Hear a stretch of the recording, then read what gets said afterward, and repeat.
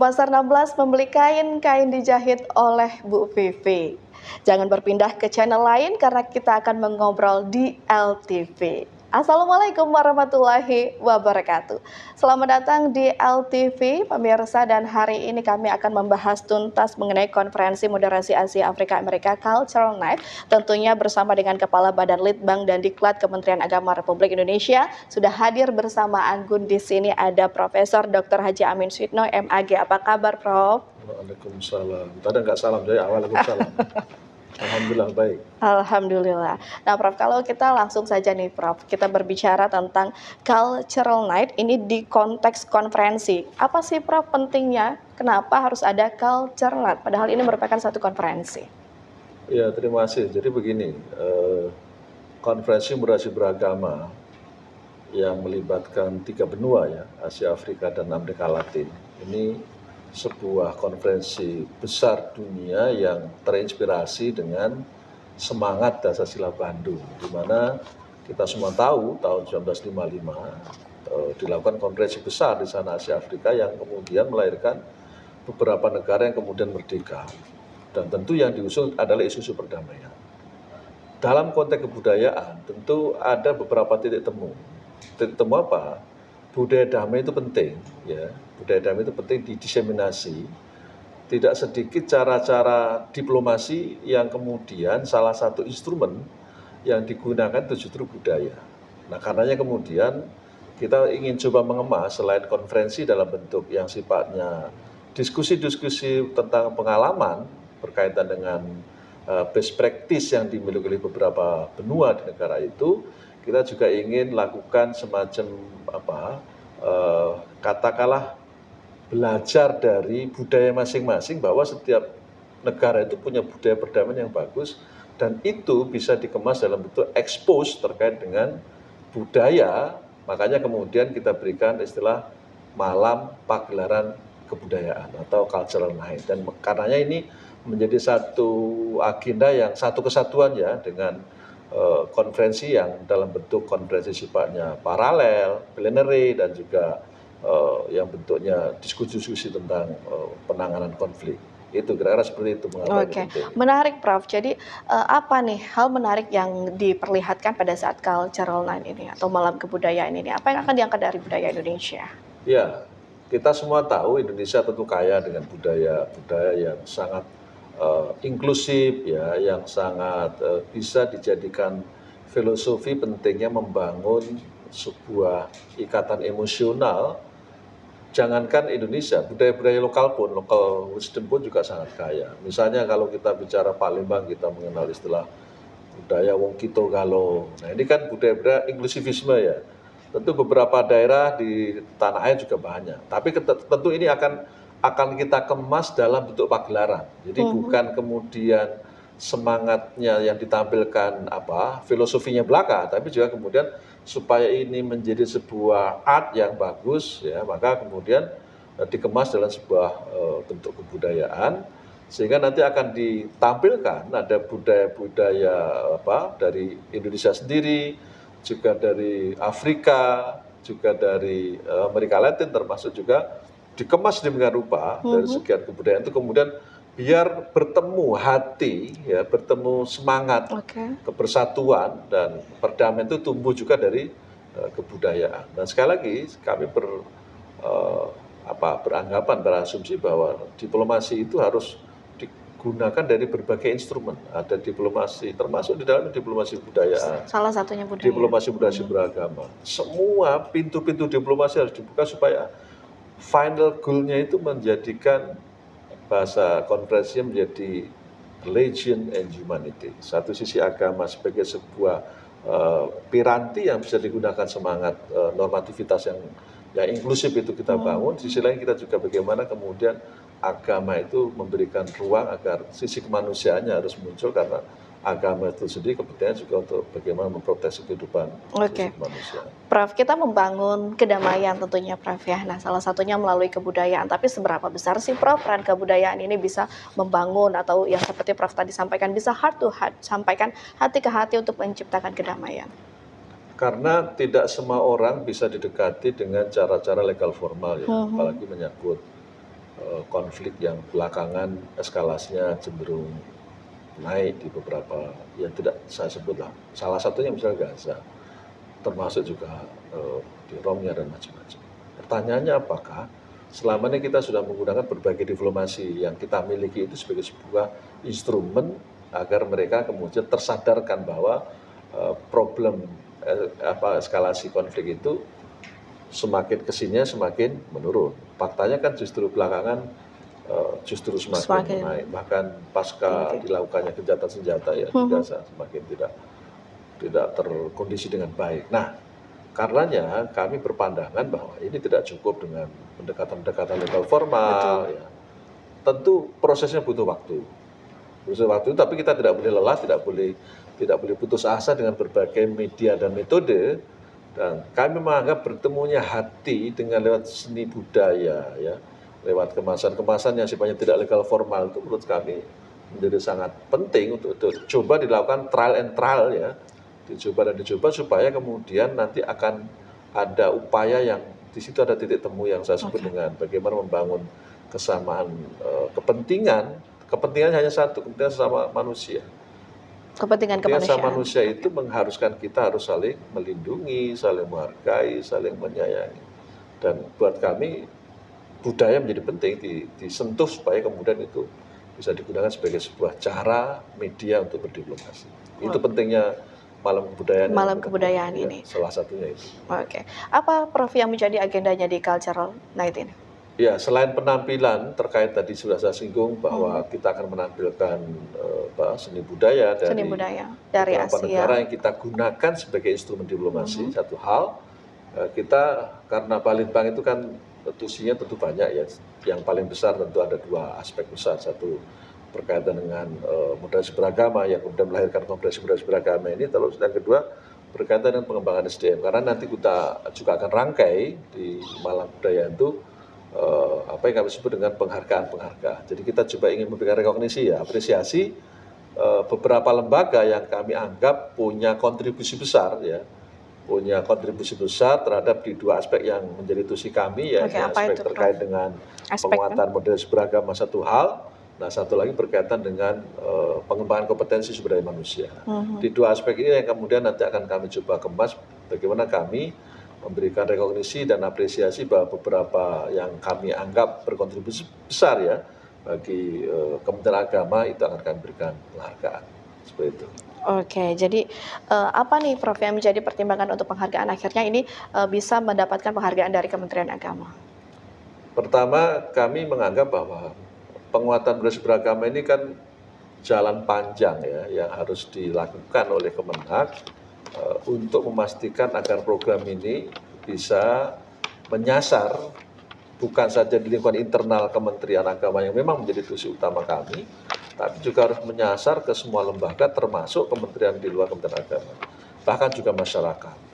Karenanya dalam konteks ini lembaga manapun, kementerian manapun, perguruan tinggi di manapun dalam arti apakah itu perguruan tinggi keagamaan, apakah itu perguruan tinggi PTN yang dalamnya ada riba Kemendikbud, yang kami pandang memberikan kontribusi terkait dengan pengembangan terutama penguatan moderasi beragama, itu akan kami berikan apresiasi dan rekognisi. Jadi nanti kategorinya itu ada yang dari kementerian lembaga, ada juga dari perguruan tinggi, ya, perguruan tinggi yang baik di bawah Kemenak maupun di bawah Kemendikbud, ada juga dari bahkan dari kedutaan besar saya lihat juga ada nominasinya itu. Sehingga bentuk penghargaan ini betul-betul kami rancang secara inklusif, ya, lebih terbuka. Tentu kami dari tim memantaunya sudah cukup lama, ya. Oke, dari sejak kapan ini Prof? Penasaran Prof mulai? Ya, karena konferensi ini kita rancang sebenarnya sejak setahun yang lalu, ya. Tentu kita sudah menyiapkan ini sudah lama, setahun yang lalu kita profiling lah, ya.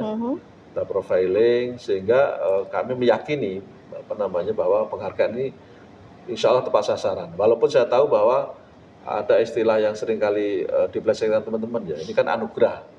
Biasanya kalau anugerah itu yang satu dapat yang lain dapat gerah. Gitu.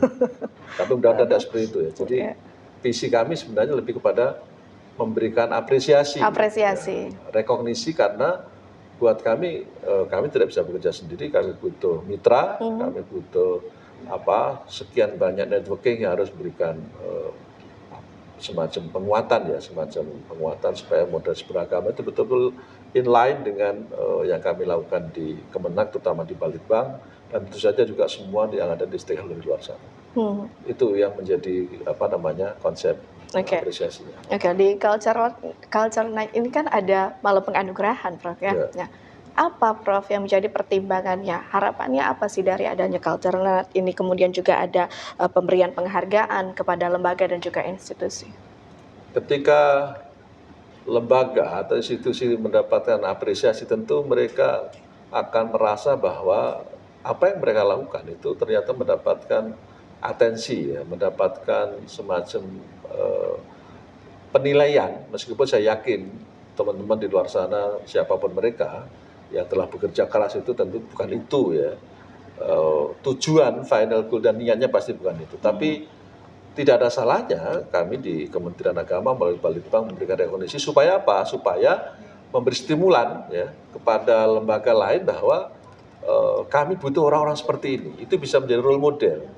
Menjadi role model agar kedepannya beberapa lembaga yang lain di luar sana, di luar Kementerian Agama, termasuk juga di internal kami di Kemenang, tentu semakin membangkitkan mereka motivasi untuk berbuat lebih baik lagi, lebih baik dan lebih masif lagi. Karena memang tadi saya katakan, penguatan sumber daya manusia, penguatan moderasi beragama ini jalan panjang, never ending proses, akan terus berlangsung selama-lamanya, nggak akan ada berhentinya. Makanya buat kami, meskipun bentuknya masih rintisan, ada di antara lembaga yang kami sebut rintisan, ya, ada yang juga sudah relatif lebih baik misalnya. Ini semua proses ini harus kita hargai. Supaya apa? So semua kita merasa bahwa akan menuju sebuah titik akhir yang akhirnya sebenarnya masih akan berproses terus menerus. Jadi ibarat ini sebuah perjalanan panjang yang butuh semua orang terlibat, semua lembaga terlibat tanpa terkecuali. Nah, karenanya ketika orang sudah berbuat sesuatu, mengapa tidak kita rekognisi?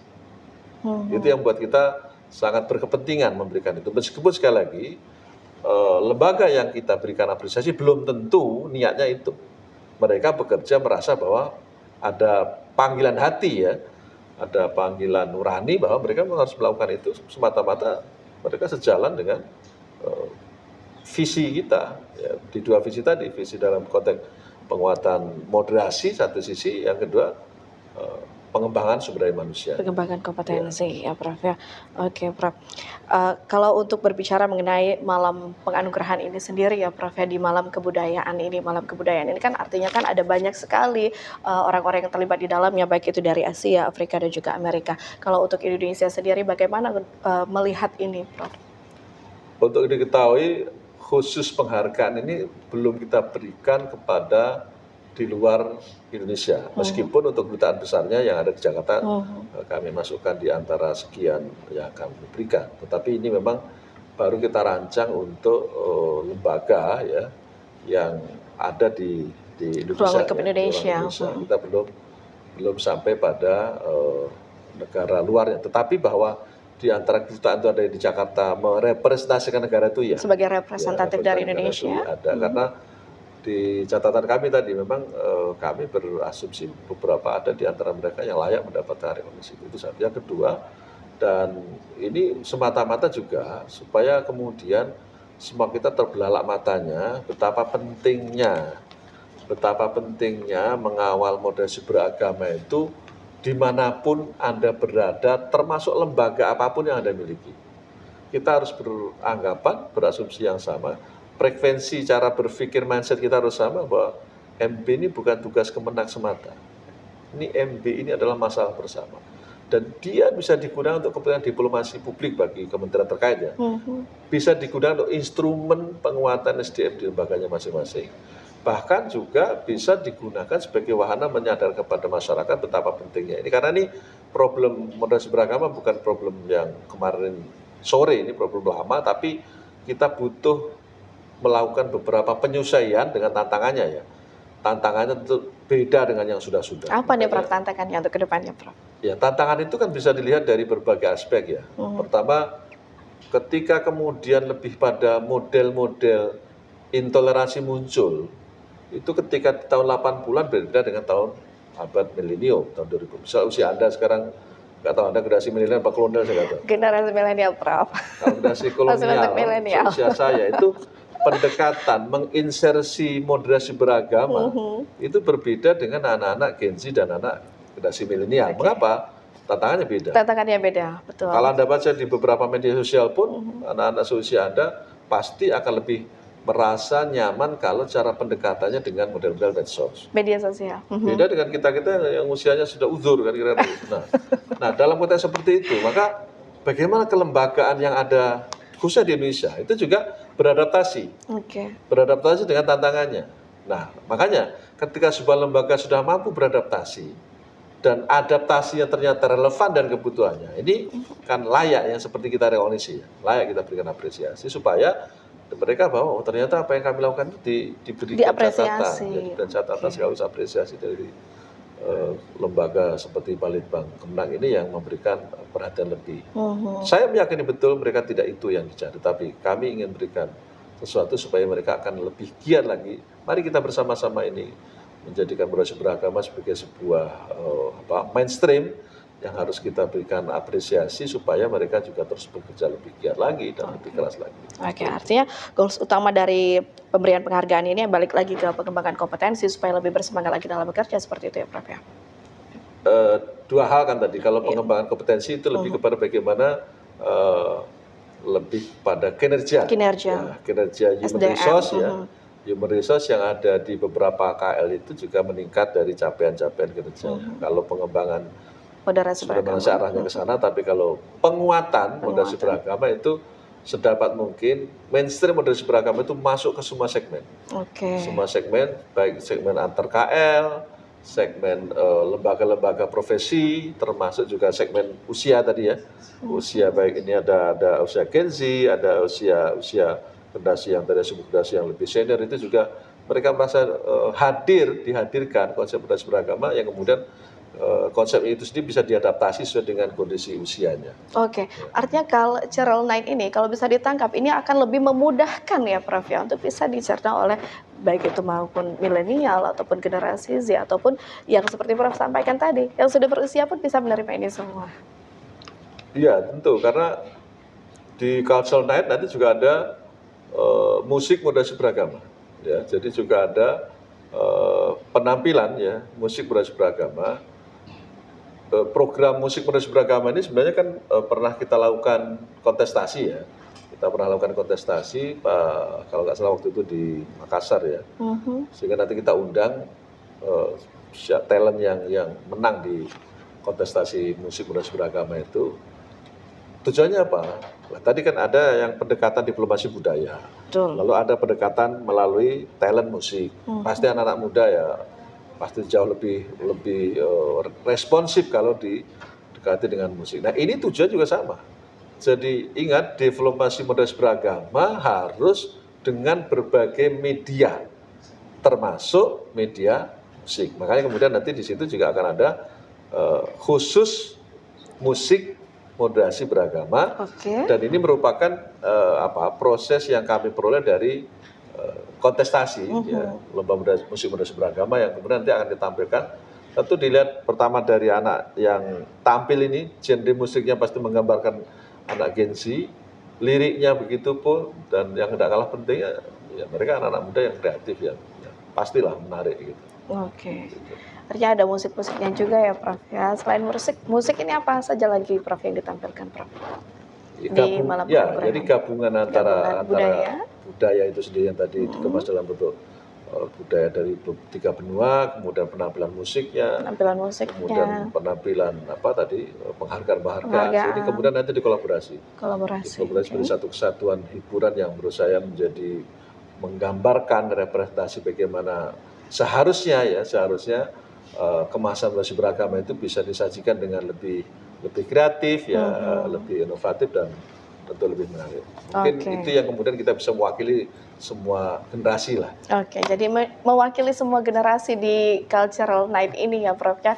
Karena mulai dari pertama itu ada budayanya, Asia, Afrika, mereka juga ada. Kemudian juga ada musiknya dan juga masih banyak hal-hal menarik lainnya yang ada di cultural night ini ya Prof ya. Oke, baik. Nah, di perbincangan terakhir kita, Prof. Suyitno, apa yang ingin disampaikan untuk generasi muda khususnya pada saat ini? Yang pertama, generasi muda ini bagaimanapun generasi yang sangat potensial. Kita akan memasuki yang disebut dengan generasi emas ya, yaitu 2045. Generasi emas itu akan diisi oleh banyak generasi produktif seusia anak, ya seusia Anda dan ke anak-anak generasi muda pada umumnya. Generasi produktif di tahun 2045 itu tuntutan sangat kompleks. Kompleks kenapa? Mereka harus butuh banyak talent.